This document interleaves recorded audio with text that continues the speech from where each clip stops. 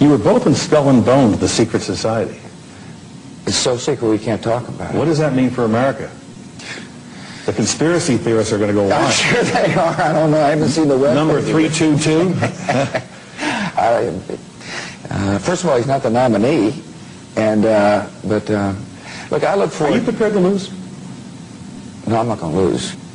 No, I'm not going to lose. No, I'm not going to lose. From ABC News, This Week with Sam Donaldson and Cokie Roberts. An election in turmoil, a presidency in the balance, a nation waits. Who will emerge the winner in the historic Florida recount? We'll get the latest and speak with the man leading George Bush's efforts there, former Secretary of State James Baker. And we'll hear from Al Gore's advisor, former Secretary of State Warren Christopher. Plus, once someone does win, how will he get anything done? And how long can this standoff last? We'll ask two of Washington's most seasoned politicians, House Democratic leader Dick Gephardt and Bob Dole, former Senate Majority Leader. That's This Week with George Will and George Stephanopoulos. Now, from Washington, Sam Donaldson. And from Tallahassee, Florida, Cokie Roberts. Welcome to our program. Here in Florida, the presidential contest gets tighter by the hour. With the new counts going on, ABC News has an unofficial tally now that George Bush leads by 279 votes. That's unofficial, but it's very close. And last night, in the middle of the night in Palm Beach County, election officials decided to count all of the ballots by hand. That's more than 400,000 votes. ABC's Jackie Judd is in Palm Beach. She joins us now. Jackie? Good morning, Cokie. The canvassing commissioners did spend all day, all night recounting by hand 1% of the vote, with particular attention, of course, to those ballots that had been cast, but the machine had counted as no vote. When all was said and done, Gore gained 33 votes, Bush gained 14. That was a net gain for Gore of 19 votes. So one of the canvassing commissioners came out to cameras and said, look, if Gore gained 19 votes from 1% of those being recounted, it is conceivable that he could gain 1,900 if everything was recounted. And so she then called for a county-wide hand count of all the ballots. I believe the people of Palm Beach County have entrusted us with the power to voice their right to participate in their government. And given the totality of the circumstances here, I move that this board conduct a manual recount of all the ballots for the presidential election for the year 2000. Quite honestly, this is a situation that I think is new to everyone. I believe we have the authority to request of the Secretary of State or Department of Elections an advisory opinion, and it would be my intent as chair to do that. Ultimately, there was some more debate. The commission did vote, though, 2-1 for that recount. Cokie? Jackie, how were those votes counted?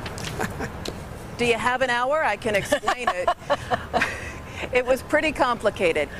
First, you have to know that the punch hole is called a chad. It is attached to the ballot by 4 threads. In the morning, the commissioners had decided that if it had been detached by only 1 thread, it would not be counted as a vote. 2 detachments, maybe. 3 definitely counted as a vote. At some point in the process, that was changed. And the commissioners decided that any chad that was detached to any degree would be counted as a vote. What are you going as? Oh, like I even need to ask. Hey, I want the slutty pumpkin to recognize me, and she knows me as a hanging chad. What? She thought it was hilarious. Yeah, 4 years ago, but nobody remembers what the hell a hanging chad is.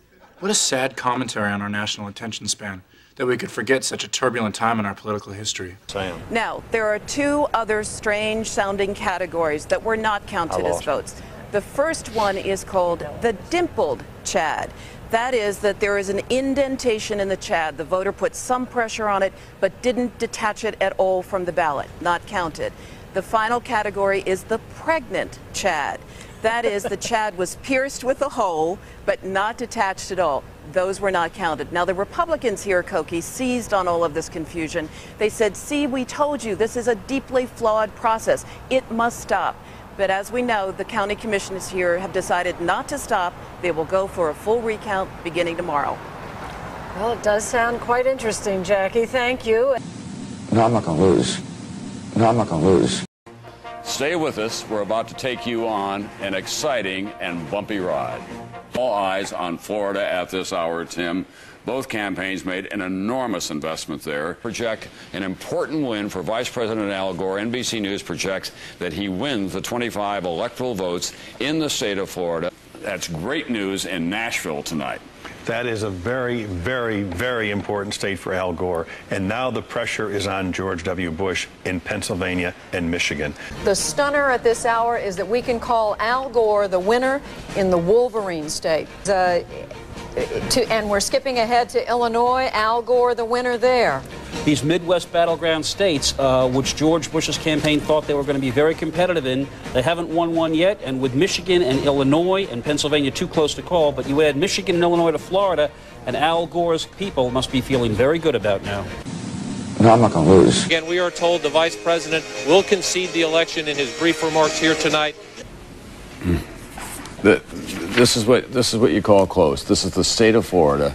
99.87% of the vote has been counted so far. The Secretary of State has Al Gore trailing the president-elect in the state that proved to be pivotal by 565 votes. As that he has actually called George W. Bush and taken back his concession phone call.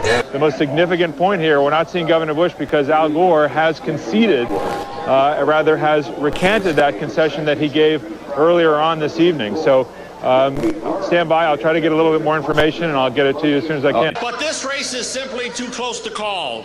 And until the recount is concluded and the results in Florida become official, our campaign continues. Latest vote count in the state of Florida shows Governor Bush winning that state by more than 1,200 votes. Tom, thank all of you for this long evening. It's going to be a long day ahead. The people, my people are so smart. And you know what else they say about my people? The polls. They say, I have the most loyal people. Did you ever see that? Where I could stand in the middle of Fifth Avenue and shoot somebody and I wouldn't lose any voters, okay? It's like incredible. So we've just seen live pictures of President Obama campaigning for Hillary Clinton in Ohio. Now, Moody's says the president's high approval ratings are one of the factors that will put Hillary Clinton into the White House. I can't trust this country to someone who's gone bankrupt 6 times. That's 2 more than me. A lot of people say you guys predicted Trump's run. I know. We'll take credit for anything. As you know, we've inherited quite a budget crunch from President Trump. Simpsons predicted the future shot by shot because we're part of the Illuminati. Which is true, we are. Remember those lighthearted days? Remember that was just funny? Remember there was nothing else? The planet wasn't in danger. We weren't in danger personally. It was just a gag. I just started drawing pictures of Homer floating around in Trump's hair. And, you know, it's this whole sort of back and forth thing that they write something, I draw something, and, you know, and then the team draws something. It's fantastic. This is all about Freemasonry, this world of duality. Let's take a listen to this scene here from The Simpsons.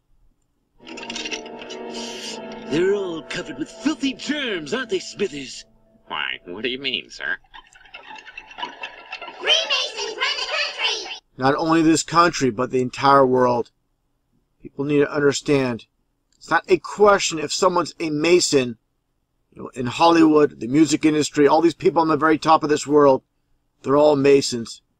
Everybody underneath that are non-Masons, we just get the crumbs in this world.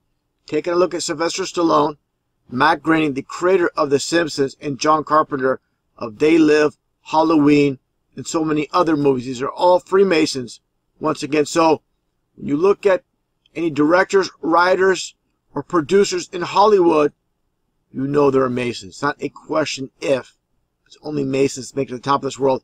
Now, all the connections when it comes to Matt Groening, and you see here, they're all doing the Eye of Illumination, because they're all part of this exclusive club, you know, better known in the mainstream as the Illuminati, which is actually Freemasonry. Illuminati is just a cover for Freemasonry. That's what it's all about. basically Club 33, the highest degree in the Scottish Rite of Freemasonry. Taking a look at all the connections, again, when it comes to Matt Groening, for anybody that doubts he's a Freemason, like everybody else in Hollywood, and again, everybody else that makes the top of this world. Take a look here.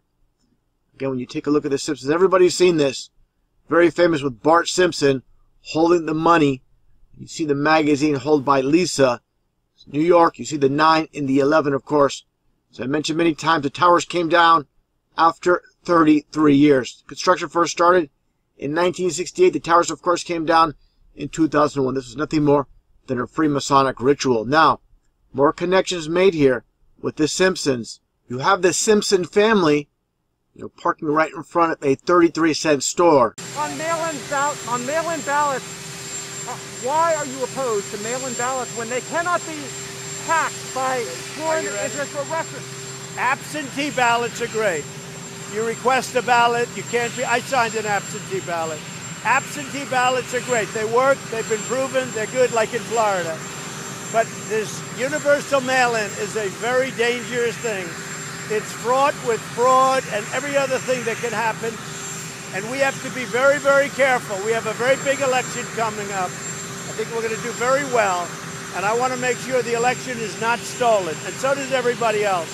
And I'm sure both sides feel that way. So we have to be very careful with this universal mail-in ballot. There's an old saying in Tennessee, I know it's in Texas, probably in Tennessee, that says, fool me once, shame on you. If fool me, we can't get fooled again.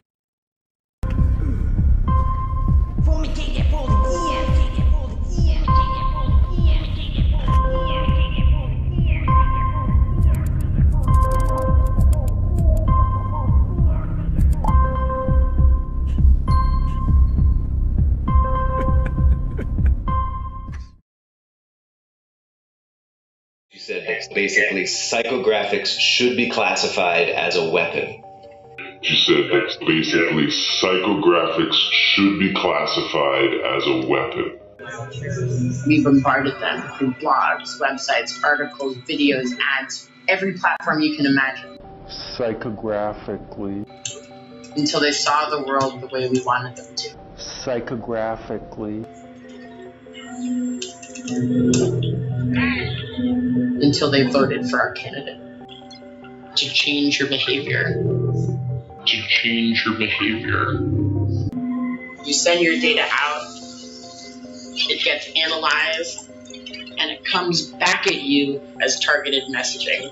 Crooked Hillary, and the zeros, the OO of crooked were a pair of handcuffs. We made creative, hundreds of different kinds of creative, and we put it online. She belongs behind it. And you have created this? And then we just put information into the bloodstream in the internet and then watch it grow. And so this stuff infiltrates the online community. And expands. But with no branding. So it's unattributable, untrackable. Infiltrates the online community. Matthew 24, 4-8. And Jesus answered and said unto them, Take heed that no man deceive you. For many shall come in my name, saying, I am Christ, and shall deceive many. And ye shall hear of wars and rumors of wars. See that you be not troubled, for all these things must come to pass, but the end is not yet. For nation shall rise against nation, and kingdom against kingdom, and there shall be famines and pestilence and earthquakes in diverse places. All these are the beginning of sorrows. The verse we're going to single in on is verse 7. For nation shall rise against nation, and kingdom against kingdom. The way this scripture is worded in English would lead modern English speakers to think that the Messiah was just repeating himself when he said nation versus nation and kingdom versus kingdom. But the reality is that these words have a distinct meaning. The word nation used here in Greek is ethnos, which is where we get the English word ethnicity. Also, the English word nation would be understood by non-modern English-speaking people to be nationality.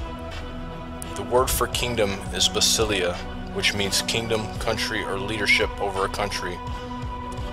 So what we see the Messiah prophesying is about a coming race war, or a war among the heathen. Right now in America, and other parts of the world for that matter, we see a divide between races or ethnicity that is growing at a rapid rate. Whether instigated by the mainstream media or not, the tensions are escalating. Even so-called Christians who are supposed to be citizens of another ethnos or kingdom that is not of this world are getting their words in and reacting to their flesh feelings. After the election of Donald Trump, many races have felt like they no longer have a voice in our country. They are reminded of a time when they were lesser citizens and were treated accordingly. During Obama's presidency, white Americans felt like they were losing control, while they felt their money they had worked hard for their entire life was being taken away through taxation and given to those that were not working for it. Although neither of these things are fully true, the media has played an important role in affirming their fears. The fact is that this country was founded for and by occultists. They have continued to assert control and slavery through taxation, media, and medical witchcraft. What is better than a slave that pays for their own health care, housing, and food? They would no longer be bound to the burden of taking care of their slaves. They would take a cut of everyone's money and give their slaves the appearance of freedom. Also, they would no longer only have black and Irish slaves, but all Americans would be slaves and would pay their dues.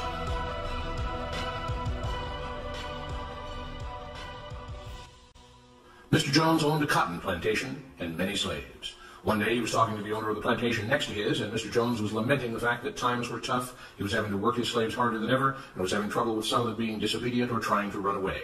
The other plantation owner said he knew someone who could help. Day 1. One day, Mr. Jones called his slaves together so a man named Mr. Smith could talk to them. Before beginning, Mr. Smith whispered to Mr. Jones, "Whatever I say, do not contradict me or interfere, and I promise you your slave troubles will end."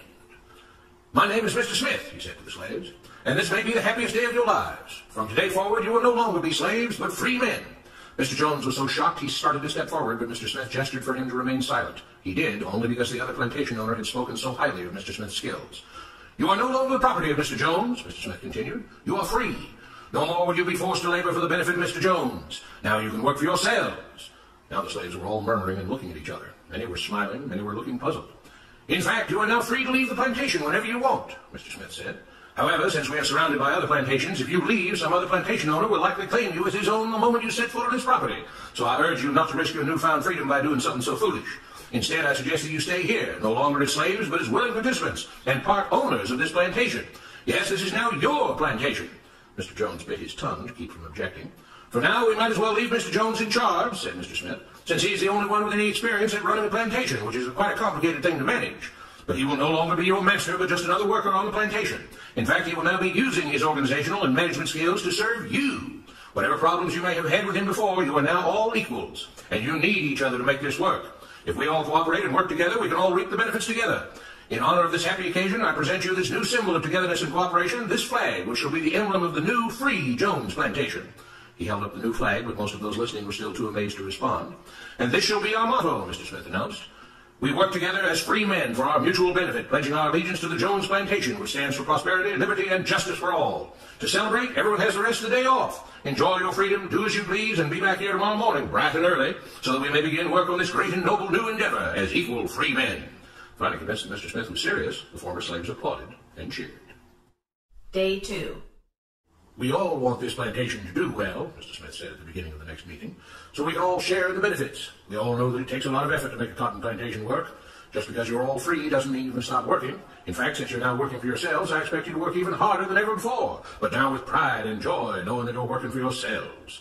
Of course, there still have to be rules. If everyone just does whatever he wants, the plantation won't produce anything. This experiment will fail, and we'll all starve. You should be thankful that Mr. Jones has agreed to stay on to lend his knowledge and skills to this endeavor, and I trust you will all do your own part to make this work. Several of you have been chosen to act as project supervisors to manage different aspects of the operation, to make sure everyone is doing his assigned job, to make sure that the rules are followed, and so on. The rest of you may head out to the fields to start your first day of work as free men." Day 3. The next morning, Mr. Smith had a grim expression on his face as the daily meeting began. "I have an unpleasant duty to do today," he said.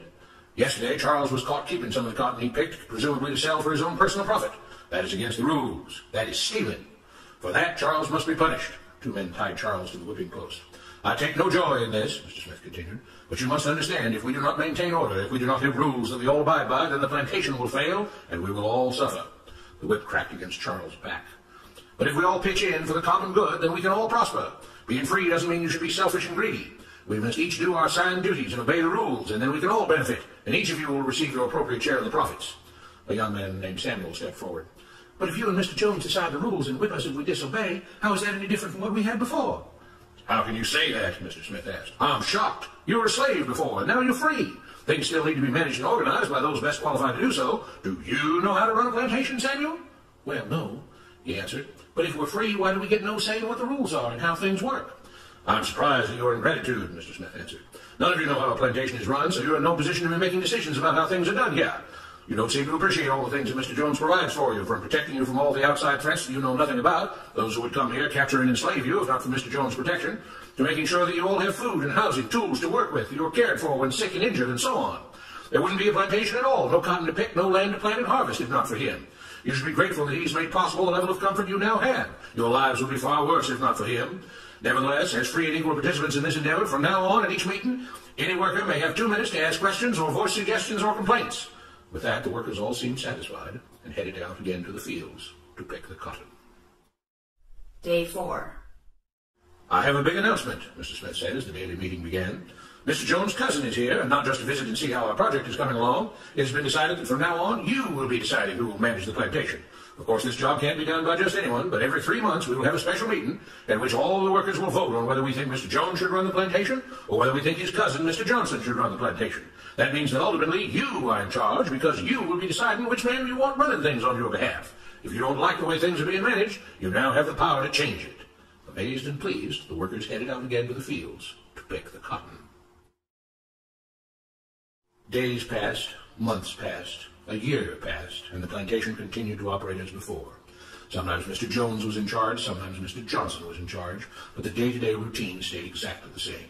The workers worked hard, long hours every day, and still had little to show for it. Every day the meeting would begin with them all reciting the Jones Plantation motto, "We work together as free men for our mutual benefit, pledging our allegiance to the Jones Plantation, which stands for prosperity, liberty, and justice for all." One day Mr. Smith announced, "Samuel is asked to say a few words this morning, and whatever the rest of us may think of his ideas and opinions, we are all free here, and that means we are all allowed to speak our minds.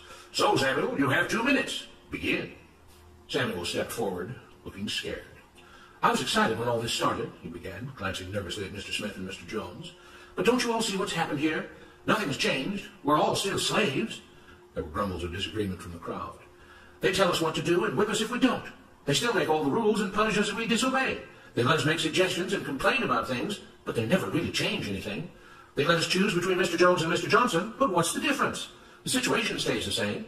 We do all of the work and they take as much as they want and decide how much they'll let us keep. They live in luxury, made rich by the cotton we pick. We do all the work and have to build our own huts, grow our own food, and take care of ourselves.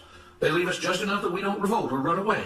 This is not freedom. We're all still slaves. They've only changed the words they use, but nothing else has changed. They say we're all free and equal, but we're not. They command and we obey. That's not freedom. That's not equality. They say we're free to leave, but all that means is that we're free to be someone else's slave. Why should we work or obey the rules? We didn't agree to this. They made the system. They forced it on us. They control and rob us and call it freedom. They've deceived you into thinking that being able to choose which slave master you'll work for is the same as being free. It's not. Open your eyes.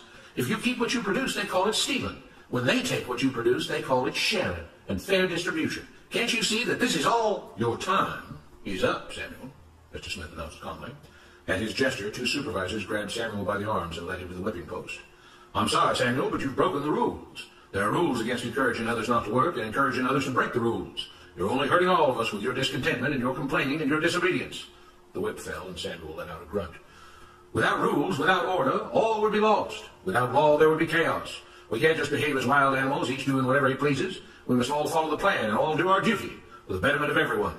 And those who do not must be punished."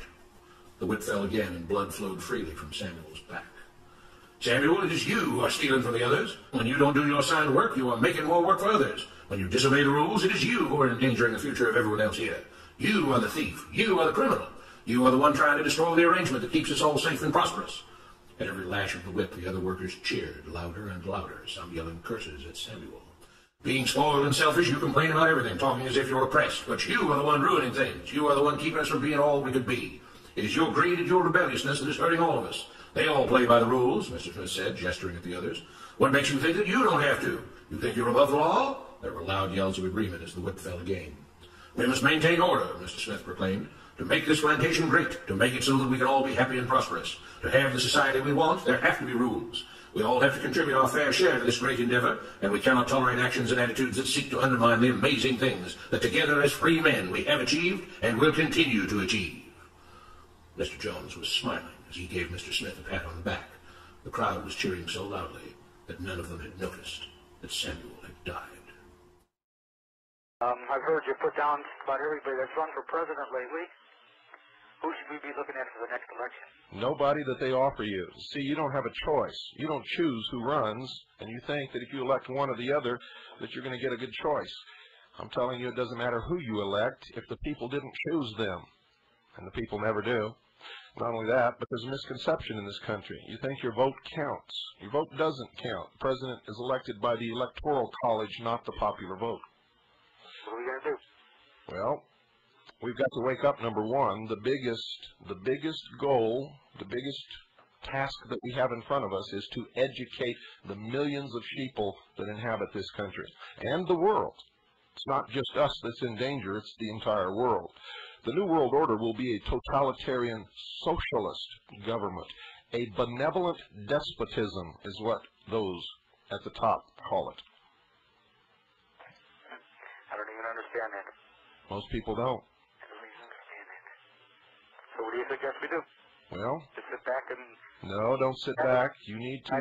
AK-47 and... No. You should have something on hand in case everything falls apart to protect yourself, your family, and your community. But what I'm advocating is that if enough of us wake up and really become responsible and understand really what's happening and how the system works and understand that this is not a democracy, it's a republic, and democracies never work, they always deteriorate into socialism, and then a dictator rises up and takes charge. And eventually, if democracy lasts that long, it destroys itself with immorality and licentiousness. Look at the old Roman Empire, which began as a democracy. Look at all the democracies that sprang up and tried to survive in the past. Look what happened to them. You see, when you have one man, one vote, the people basically are selfish. They're greedy. They always vote themselves everything that they can possibly get until there's nothing left and everything disintegrates. If you want to sit back and let it happen, well, that's your choice, but I'm not sitting back and letting it happen.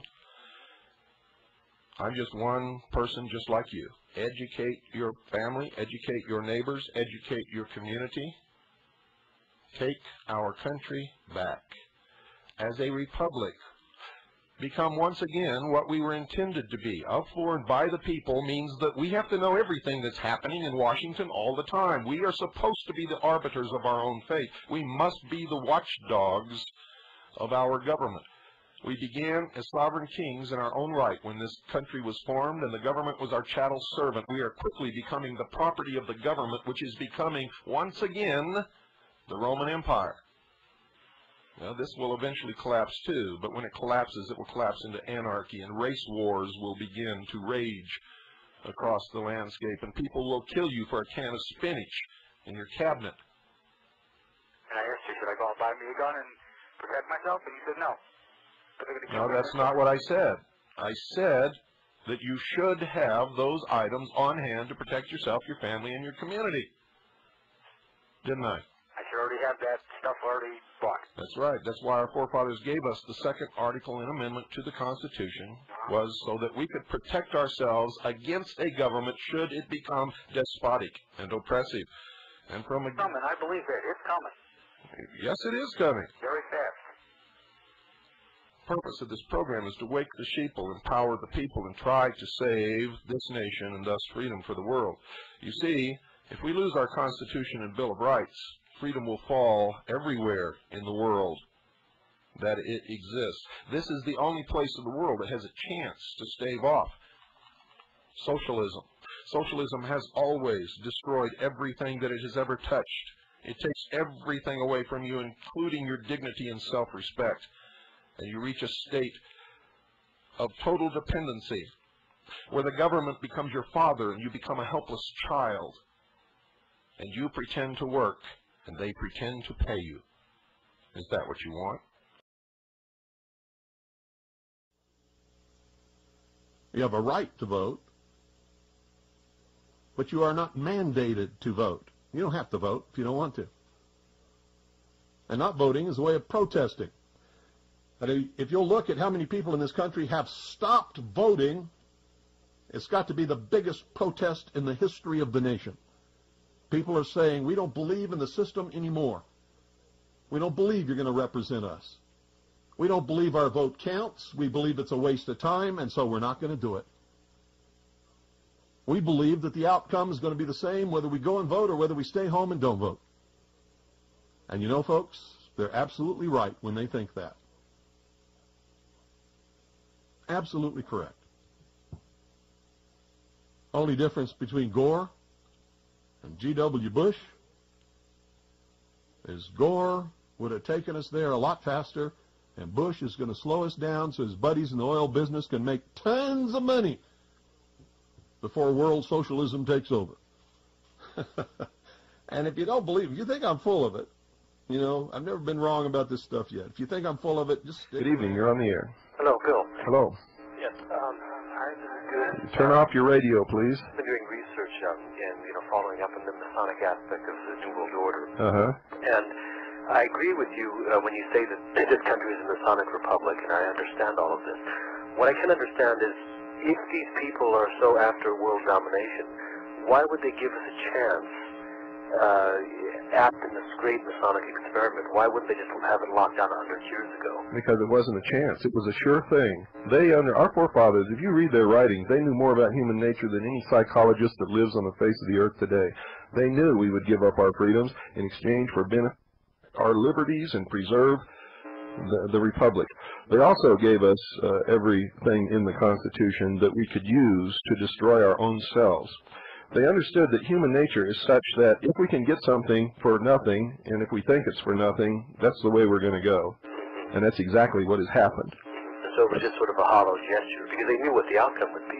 Well, not only wasn't a hollow gesture, they had to establish this country in order to give the common man a taste of freedom for the first time in the history of the world. This had never happened before. It was the catalyst that toppled the kings and queens from their thrones in Europe. It took away the power that opposed them. Number two, it was to prove to the common man that he could not rule himself. They knew that human nature, common man would through his human nature, his human foibles and failings, give up everything that they had given us, and then that would be the reason quoted to us in the New World Order why we cannot have those liberties or freedoms. I see. And so actually this was set up as the power transference was taken away from the old the aristocrats. That's right, and this country was the instrument which would bring into the world the New World Order, and it was all put into the Great Seal of the United States. If you know how to interpret the symbolism of the mysteries, it's all right there. Who they were, what they were about, and what they intended to bring about is right there in the Great Seal. I see. Did you know that Albert Pike is buried in the walls of the House of the Temple in Washington, D.C.? Yes. Yeah. And also, what is the UN meditation room? It is a place where those who understand the religion of the New World Order go to meditate and practice through symbology the religion right there in the United Nations. Play right here first. I found this pretty interesting. A reference to breaking through the dome with Homer Simpson. Take a look here. Tonight, Homer discovers a secret vault. It's a weird, twisted, eerie, godless, evil stuff. And I want in. On a brand new Simpsons tonight at... There you go. It's all about masonry, all about partaking in evil. And you see the blindfold. This is all about masonry once again. Taking a look at this Masonic ritual taking place. And you see the blindfold. Again, it's all about masonry. Signs and symbols. Again, what they're all about. Now, let's take a look here. This one episode as you see these people raptured away to heaven. Let's see what's taking place here with the Simpson family. Raptured away to heaven.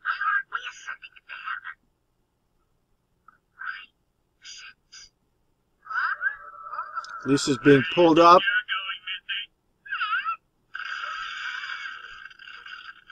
One thing I find interesting, if I pause it at the right spot, let me back up just a tiny bit, and he does the devil horns right before descending down to hell. Trying to make hell sound like not such a bad thing.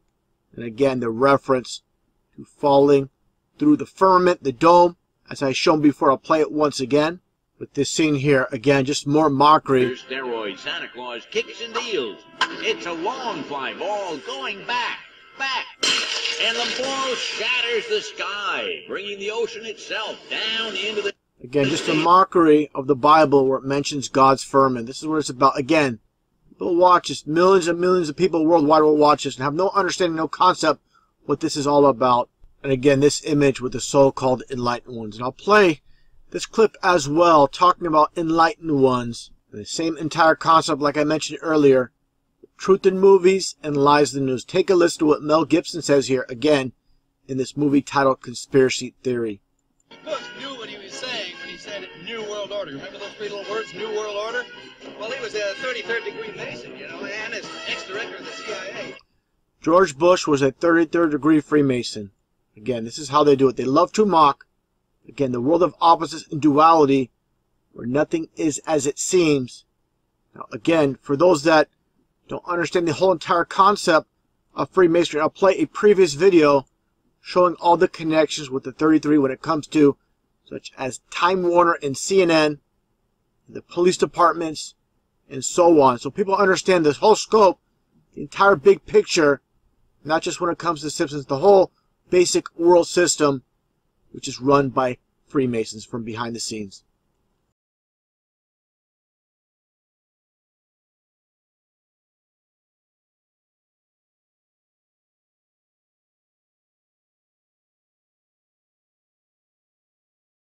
The connection with Alex Jones, nothing more than a made-up character, and Glenn Beck. Let's take a look at this interesting connection. Alex Jones, again, this made-up character. Why do they give him the name Alex Jones?